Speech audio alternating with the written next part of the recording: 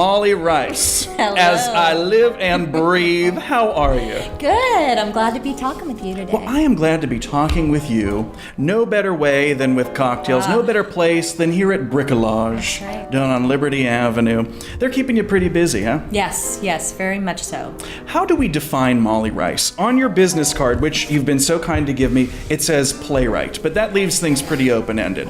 It does. Actually, it's about time for a new business card. Oh, okay. Well, see, I'm glad I brought that up. Yeah, put it on my mental list. So right now, I would define myself as, yes, a playwright, but I sometimes like to use the very pretentious phrase experience designer. Experience designer. Yeah, because a lot of my ideas no longer fit on the page. A lot of them are not so much about people, but about experiences. Well, right, and that's one thing that really interested me in, brushing up on your resume. You've done quite a bit. You have a very extensive career on the stage as a playwright, but a lot of your recent projects are coming out of the theater and off the stage in a lot of very diverse ways. So it seemed a little tricky for me to kind of define you. So I'm talking to Molly Rice today. What's she do? I'm like, well, what doesn't she do? I have been doing what is now called immersive work for a long time, for probably 15 years, and site-specific work. I used to live in Austin, Texas many years ago, and I used to head up their site-specific festival every year. But what's happened is those plays have found more opportunities as more people are interested in that kind of work. So I've seen, for example, Bricolage. I mean, they really are, becoming leaders in the immersive field. And as that's starting to happen, I'm finding more homes for these pieces. But I feel like I've always been on sort of a dual track of doing site-specific or, it's hard to put labels on it, but, these experience-y type things. And then also in the theater kind of stuff. And you know what? I think it's all about the story. The story comes, the idea comes, and then you got to go, well, what container will fit this? So for your new business card, experience-y type things. Yeah. It's a little, we nailed it. I think really, really wonderful theater artists are always looking for ways in which their work spills outside the box. Yeah. It could be just in language. It could be in a deeper character, but we're always looking to sort of expand what we do. So let's examine an example of immersive theater. And we may as well use Saints Tour, which is coming up with Bricolage here, which you've written, of an immersive experience. You're not sitting in a theater for this. You're out there. And just kind of reading the description, it's hard to, visualize what this is. So we've got to come see it. But in something that seems to depend a lot on the environment and where you go and where you end up, what's your approach to crafting something like that? In other words, scripting something like that? The cool thing about the Saints Tour is there is a loose, I don't even want to say loose, there's a pretty strong narrative backbone to this play that's about the tour guide. And I've done this play in several communities. It started in Louisville, and then it moved to the West Village of New York, and then to Wall Street, which was really interesting and different. Saints Tour on Wall Street? Yeah, it was really an experience. But so what stays in place is this sort of story of the tour guide and what her challenge is and what she's aching to get, as is usually the backbone, right, for most theater. So that's been a great way to anchor this play. And then the next step is the neighborhood and who lives there or who works there. And that's the entire sort of engine of this piece is, in this case, it's Braddock Hills and North Braddock, that whole area that all used to be called just Braddock's Field, that whole area. And who lives there, who works there, who are the saints there. Bricolage and Real Time have really worked to raise enough money that everybody with the zip code of Braddock, which is 15104, comes to the show for free. So all of the local folks that want to come are welcome. That's wonderful. Come. Yeah, and thank you for that. Oh yeah, it's really important with this kind of work. I mean, they're the stars, of the show. We've got visual artists that are contributing pieces and contributing ideas. We've got Linka Clayton, who's contributing kind of concepts. She's a conceptual artist. She just won some award.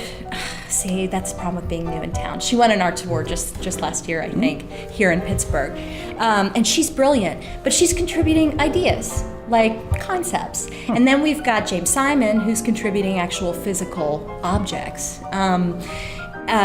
And so those things, we've got a lot of other folks too. Vanessa German is involved, and David Pohl, who's an illustrator, is involved. So they bring to the table what they're thinking, along with kind of bouncing back from the basic idea of saints. We've got Braddock Youth Project, which we work with probably 20 young people out there making things and creating art that they're going to sell and that sort of thing.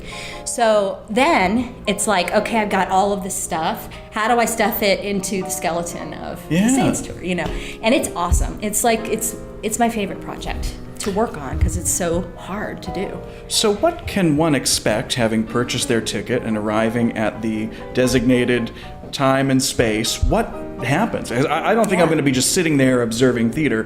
What, without giving too much away, what can I expect? Am I moving? What's happening?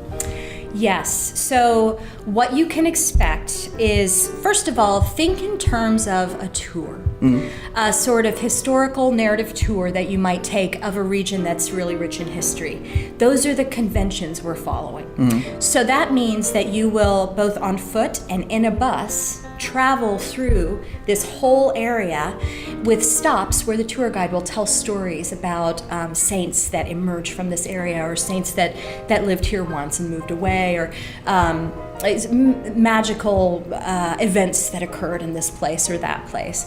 So would that be sort of a fictional aspect of it, or are these, actual people that are you telling stories of actual saints from Braddock? Well, it's a combination. So it's a blend of what's really there blended. And the imagination. That's neat. Yeah, we've had some elderly folks that we've been meeting with for over a year who have given us such beautiful stories of their family members, and those people have become characters in this play, and one of them's become a saint. And really, like canonized? Well, is that what happens, or that canonized? Maybe we should say that. But we've decided to honor him. This is a man that was not honored and should have been, and so in the play, he's given the title of saint. Yeah.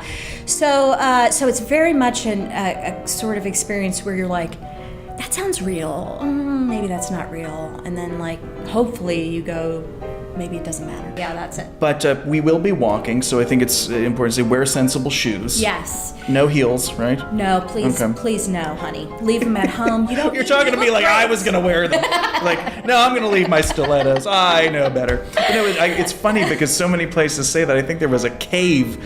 It's like a cave you can tour, and I saw their brochure one time, and on the back it was hysterical in bold letters, bigger than their address, their phone number. Never wear high heels to a cave. I'm like, well, thank you. I'm sure somebody would That's try. That's the name of my next play. Never wear high heels to a cave. Yeah, it could be like a sort of a caveman romp or something. Yeah, it's sort of musical for sure.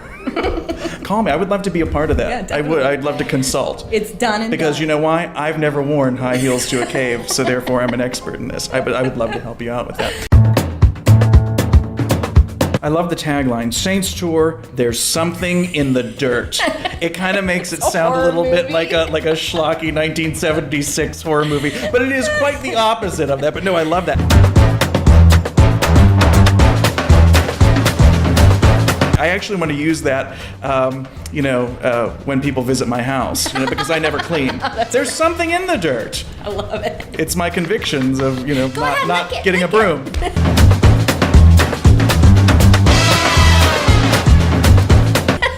You ever see Mommy Dearest with Faye Dunaway when she says, I've seen it. That's one of my favorite lines. Helga, I'm not mad at you, I'm mad at the dirt.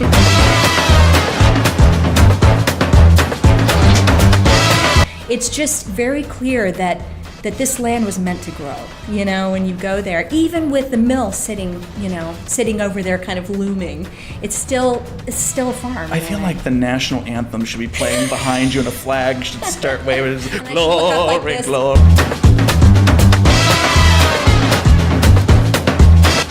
Well, I'm getting married on Friday. Congratulations. Are you serious? I'm 100% serious. Cheers.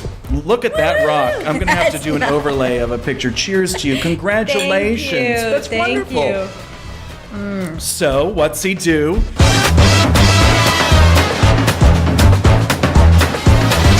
An enigma wrapped in a riddle, wrapped in a conundrum in a burrito.